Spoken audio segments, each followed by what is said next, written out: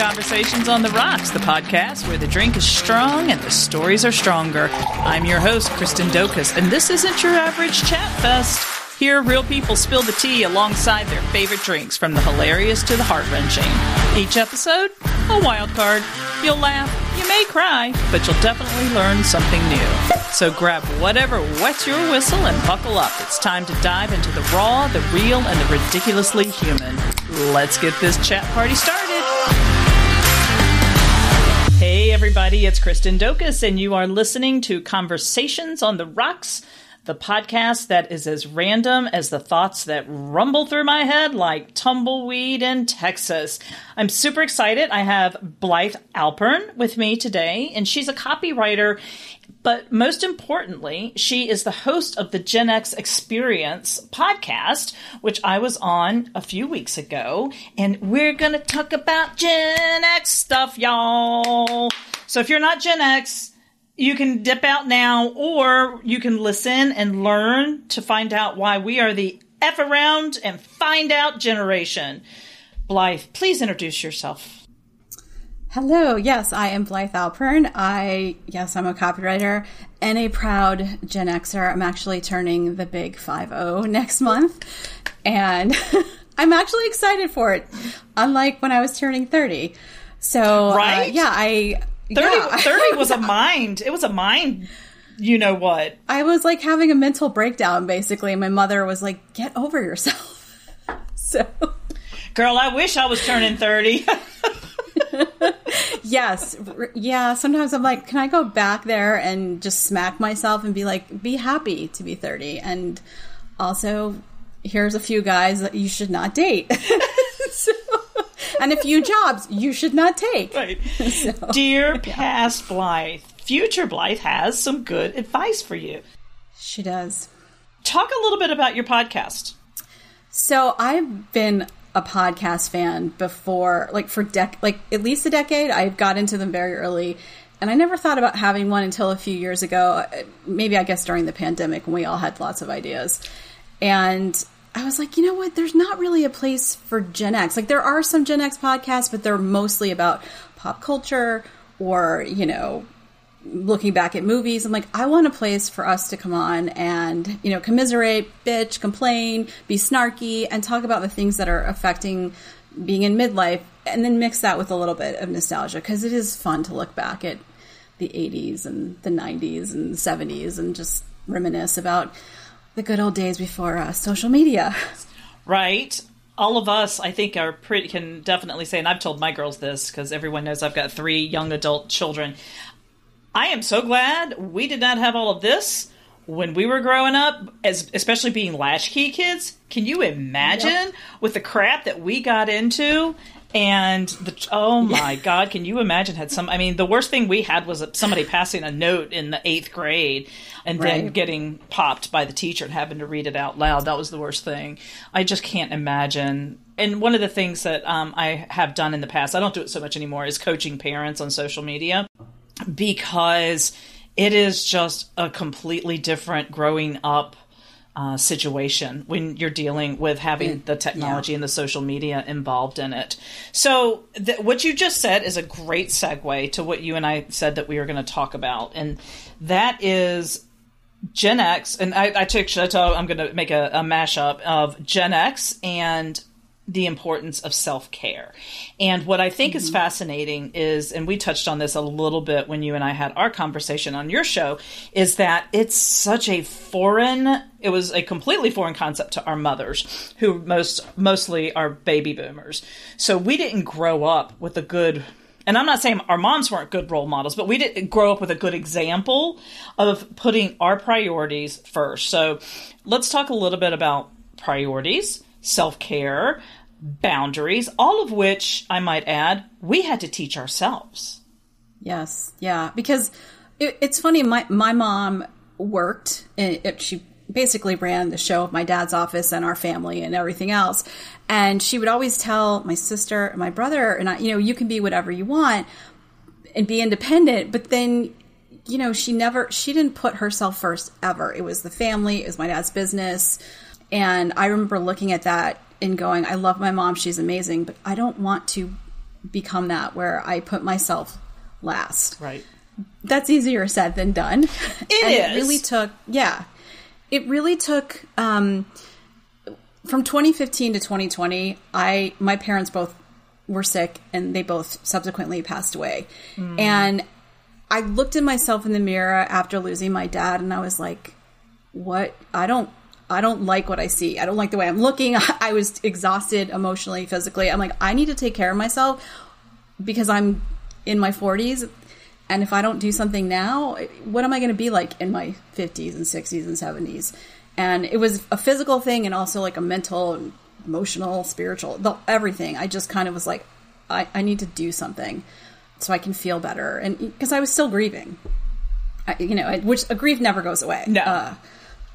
So I needed an outlet for, also it was the pandemic. So like we all were going completely insane. So I just started making choices to better take care of myself in small ways and in bigger ways. And some people, we're kind of raised in a sense of self-care is selfish. So yes. You have to put everybody first. If you are a woman, your spouse, your children, the grocery store person, the mailman, your job, everything came first. And if you try to stand up and say, you know what, I don't know about you, my mom never took a trip by herself or with her friends, ever. And you just, if you don't do that, if you don't do these things, you're going to, and it's so true, you can't pour from an empty cup. You have to pour from the saucer. Sure. And It takes a lot. And you're right. I think a lot of that, my dad passed away thank God, in 2019. Not thank God that he died, but thank God he passed away before COVID hit, because we would have never survived that. But it was that was a big wake up call. Turning 40 was I have no more filter. I'm going to stop pretending to put a filter in place. And then turning 50 was kind of like a badass, I am woman, hear me roar kind of thing. But it also kind of coincides with that whole, wow, we're not even midlife anymore. We're past midlife. And, it was a very shocking revelation to me that I went, oh shit, it's autumn. It's not summer anymore. It's autumn. Winter is coming. Yeah, I've lived half my life. What's the next part of it going to look like? And And you can find yourself getting bogged down by that, and it can become very depressing. You can go, gosh, at best, I might have 20. I'm 55. I turned 55 last year, and I'm like, I hope I've got another 20 in me. I'd like to have another 25 in me, but you don't know. And so if you continue to, go around and do all the things for everybody else but you, what kind of existence is that? It's, at the end of the day, it's like I think when people always say, work isn't everything. Of course it's not. And I wish our culture was better at that, because people on their deathbeds, their regrets are never, I really wish I would have worked more. No, it's, I wish I would have gone here. I wish I would have spent more time with my family. I wish I would have done this and that. And, losing my parents, they were in their 70s, and, they had just retired, and they didn't get to do, not that they didn't do things, but they were like, we want to do this, and they didn't get to do any of it. That's so true, because when my stepdad died, he passed when he was 60, and he was at type A. We talked about it. He was at the office at 7, came home at 5, walked in the yard until it got dark. My mom had to have a meat and 3 on the table by 6 p.m. And when my oldest daughter was born, it was like, when this happens, then this happens. And that generation was so true to that. It's like, when I save $50,000, then I'm going to do this. When I retire, then I'm going to do this. And so many of them, it's just, the same as you. I don't want to be that way. Like, we're not promised tomorrow. No, we're not. And, women, especially I think women, of course, we were always taught you can do anything, but you got to put yourself last. And then our parents also had that philosophy of first in, last out at work. I remember my dad telling me that. And when I was talking about, because in advertising, you kind of move around. That's how you would be promoted. Right. And my parents just found that completely crazy. Granted, my parents never worked in the corporate field. My dad was an orthodontist. My mother was a dental hygienist. So they didn't understand the corporate world, but they would just say things or like, suck it up, or that's how life is. That's how things are. And I remember being in my 20s and my 30s and like feeling like I was drowning and had no lifeline. And there was not, like, my parents didn't get it. You know, friends kind of got it, but we were all in the same spot. So it took a long time to get to the point where I was like, this is not how I want to live the rest of my life. And I'm not perfect at it. I'm always a work in progress, but I try every day. You know, who is? And you're self-employed as well, aren't you? Yes. Yeah, so we both are. And, you know, can you, for great example, my middle flew in from Pittsburgh last Monday. And so I was able to spend time with her Monday and Tuesday. Then we took off to Ohio on Wednesday and, you know, for the holiday. But, you know, our parents would have never had the ability that you and I do to say, you know what, I'm going to get out of town. And the cool thing is, as long as I've got an internet connection and my laptop, I can work from wherever. Is it ideal? No, I still kind of like my routine and being in my groove and in my little home office. But our parents would have never been able to do that. They got 2 weeks of vacation a year and however 12 federal holidays, however many federal holidays there were. And that was it. Yeah. And since my, you know, parents owned the business, like if my dad wasn't working, that doesn't mean that, you know, more patients were coming in. And, you know, we used to want to go like, we're like, Dad, why can't we go skiing? And he's like, well, if I break a leg, then there's no money. You know, of course he was doom and gloom, or he wouldn't like go roller skating. Cause if I break something, and I'm like, we'll just wheel you up to the chairs and you can still treat patients. But, you know, it was like a different pressure. But yeah, now we can connect from anywhere. It does make it sometimes harder to go, no, I'm going to disconnect. I'm going to take the vacation because I'm doing that in September for 2 weeks. We're going to Greece, and it's like, I've already told, I'm like, I'm not taking my computer. I am going to start filling those, you know, 2 weeks of work now, so that it's, because we need to completely, you know, we're that generation that is both analog and digital. So, you know, it's very easy for us to remember what it was like to shut the laptop or turn it off or whatever, or not even have it. You know, do you remember the days, how nice it was when you left work for vacation and you're like, bye, Susie, I'll see you in a week and a half. And that was it. Yep. There was no checking your phone. There was no calling in. There was no voicemail. There was nothing. It was like, bye. Exactly. And I remember we all started getting cell phones and my job would want my cell phone. And I'm like, no, you can have my home phone number, but I'm not giving you my cell phone because I don't want to be that connected. And I even I learned this as being a freelancer, is I turn the email notifications off on my phone because I was getting clients. Sometimes they were in a different time zone, like I had a client in Australia. But I would get clients emailing me at night and I would see it. And then I'd be like, my mind would, and I'm like, no, I don't want to see it. And that's been that way for years. I will go in and check it. And sometimes I'll schedule an email. Or otherwise I'm like, you know what, that can wait till tomorrow because I need to have my time and I need to turn off work mode. And I have, since this I've been back in business for myself for the past 4 years. And when I first had my agency back in 2008, before I went, and then there was a company in between, I did that. It was always constant, like, oh, I've got to respond right now. I'm in social media and digital marketing. Can I tell you, in the 15 years that I've been doing this, how many emergencies I have had? One. Yeah.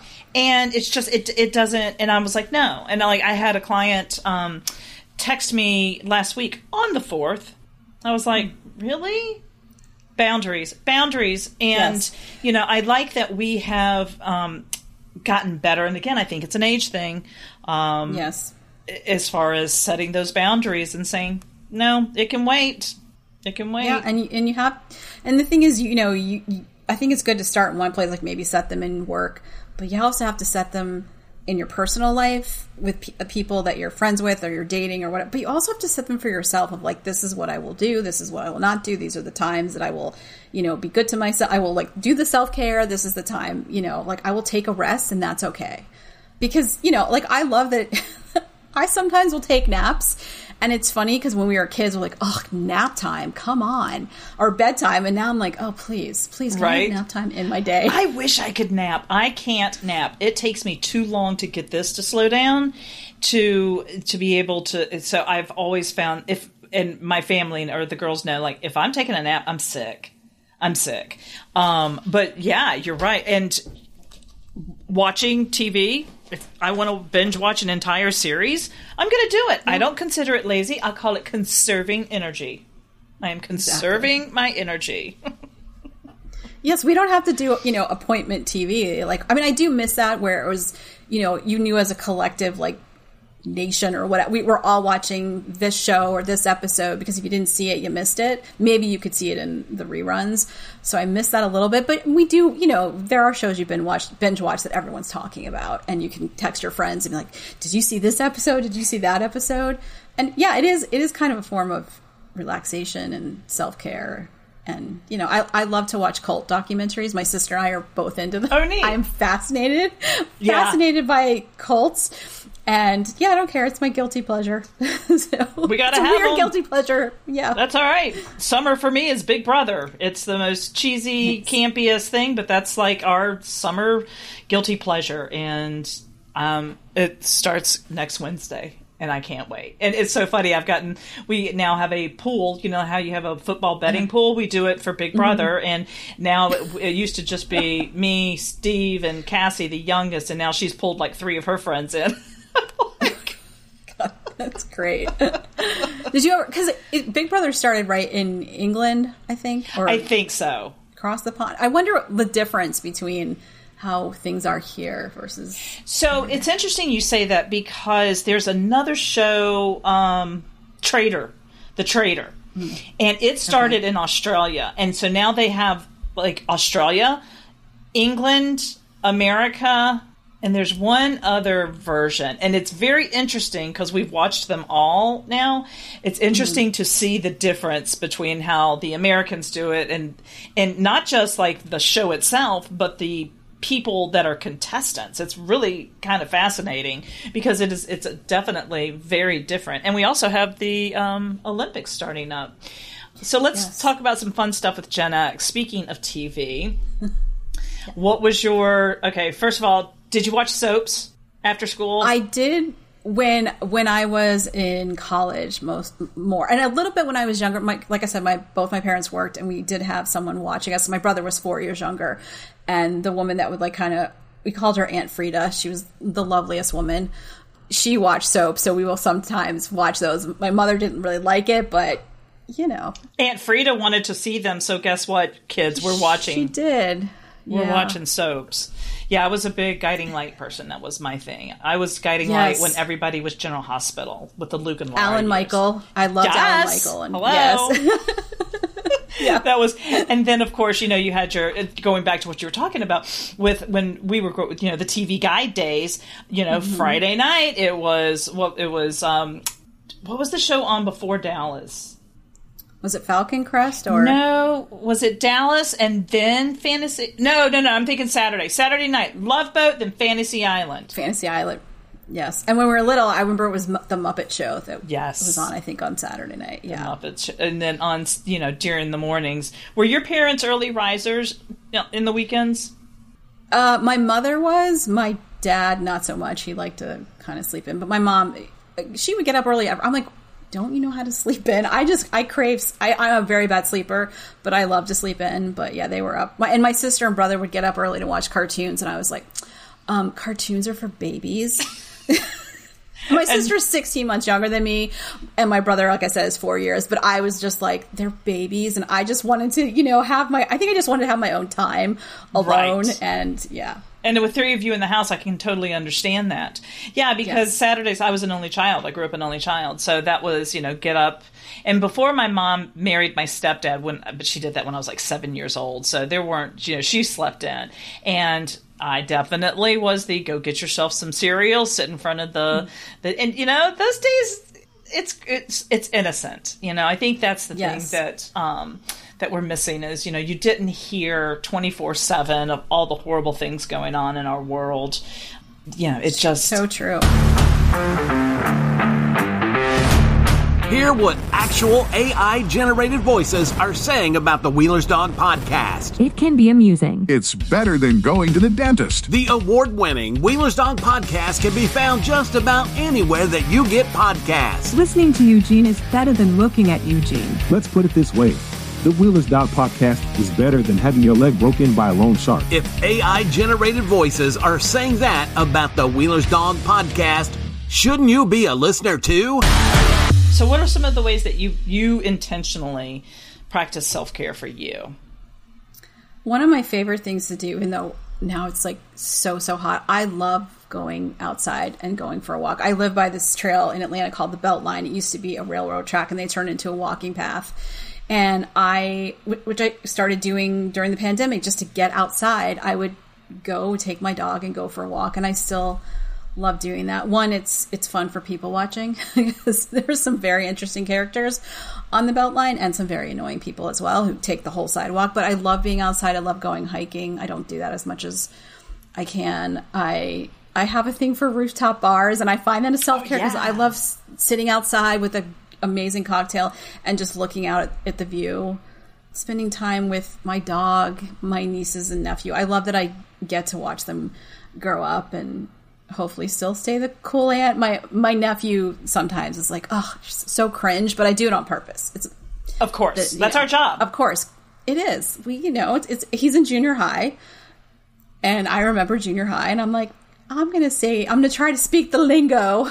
I don't understand a lot of their slang, but I will pick up on words and then I'll say it. And he's like, oh, so cringe. And I'm like, mission accomplished.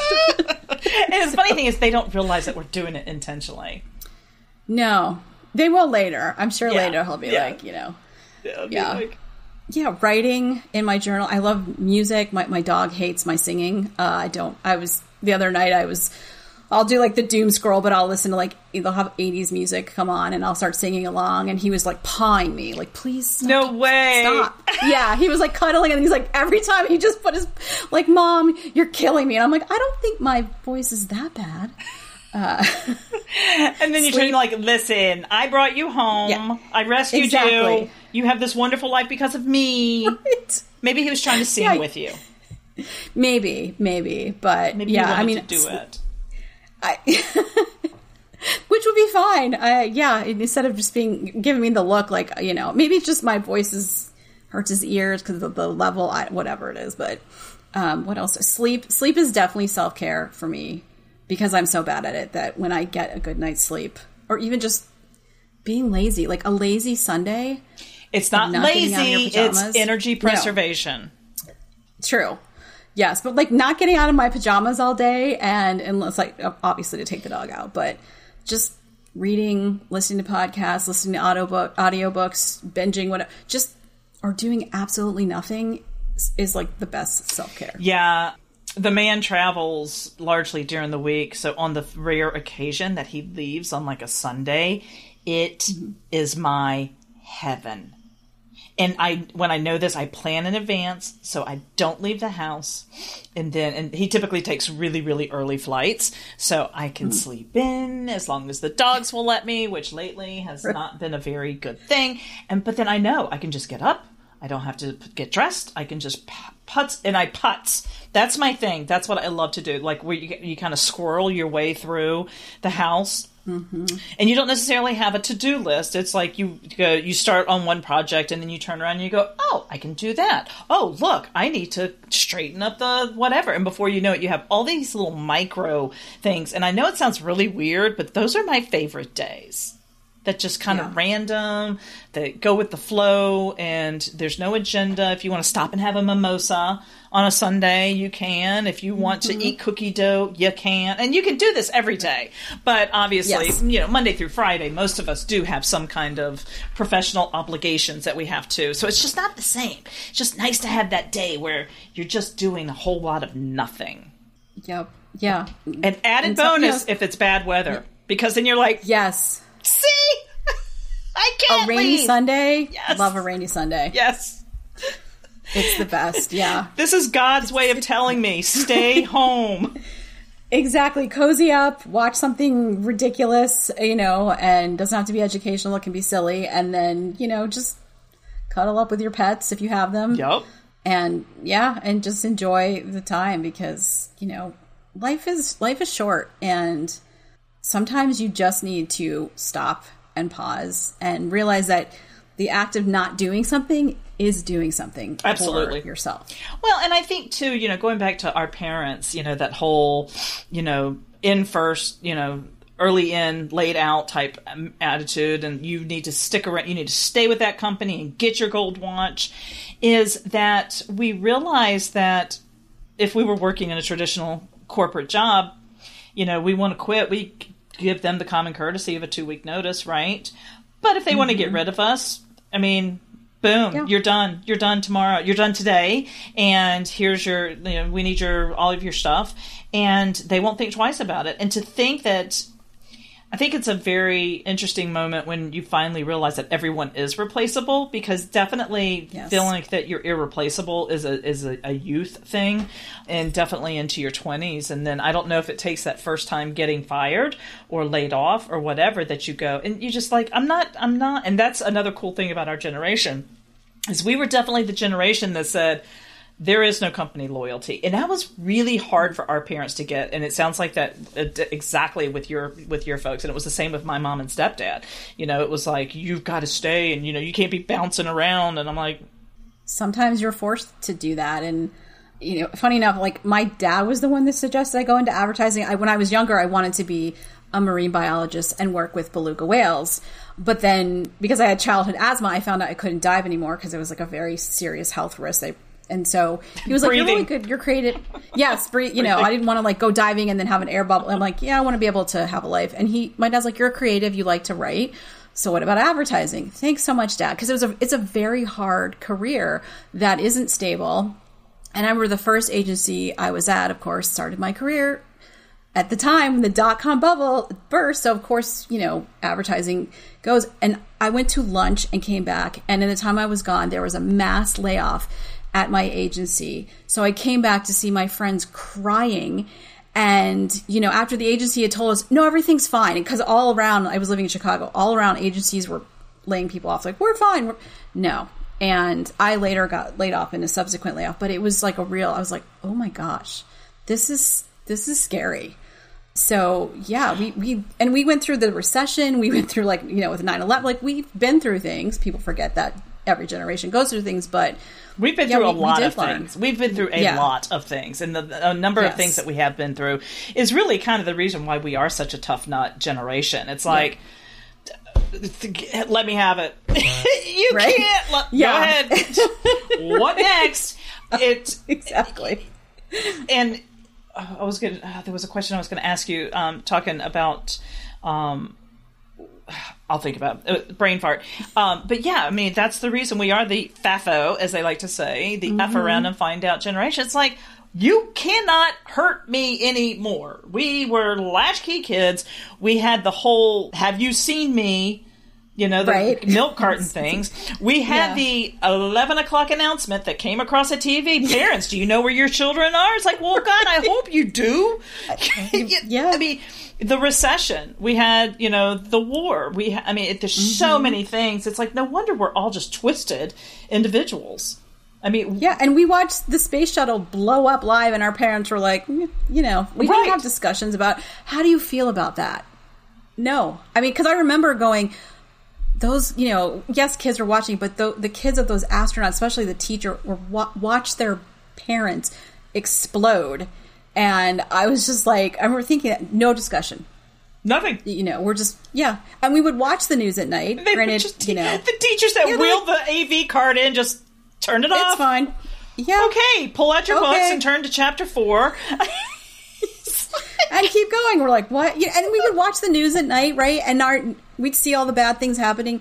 I don't remember my parents ever going, so what do you think and how are you feeling? No, it was like, it's nice that you have feelings about whatever it is, whether it's the world or your own life, but keep doing. Go do the dishes, go do your homework, go to bed. You'll be fine. Get a good night's sleep. You'll be fine.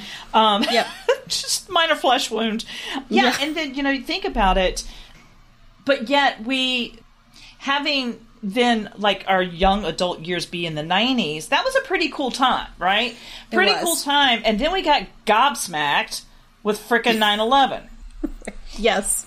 And you're just like, and I truly think that if any of us had any innocence and grandiose ideas that the world was a wonderful place, that came crashing down then. I distinctly, because we were living in Pennsylvania, and I was terrified because I was like, how did this happen in America? Like, I was just so, and I really think, at least for me, where that, I won't call it bitter point, but by that point I was like 33, was like, it truly the end of innocence. Whatever, and I had small children. My youngest wasn't even born. My middle had just been born 6 months before, and you're just like, oh my God.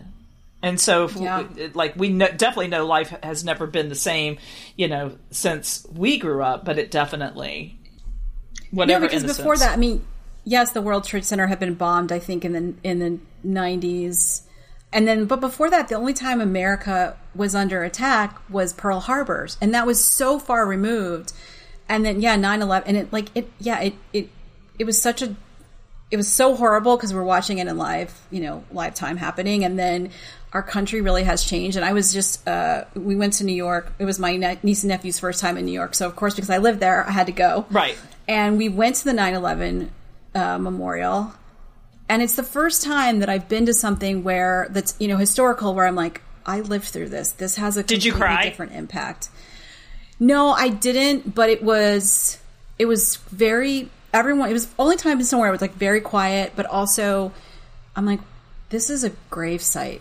I'm walking on a grave site. And I actually I moved to New York right after 9/11, and a friend of mine, we went and worked at the respite centers for the Red Cross. So I was down there twice and saw the change in the work, the emergency workers from like optimistic to totally defeated.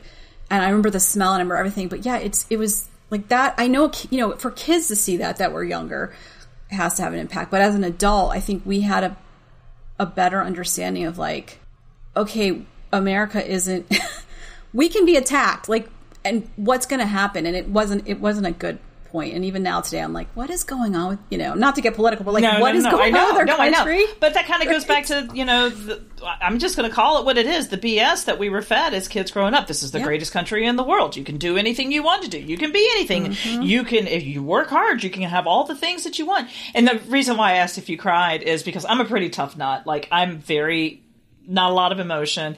And that going down that escalator, I just remember I was almost hyperventilating, not like crying, but I was just like in tears, and I was just like, I had to take a lot of deep breaths.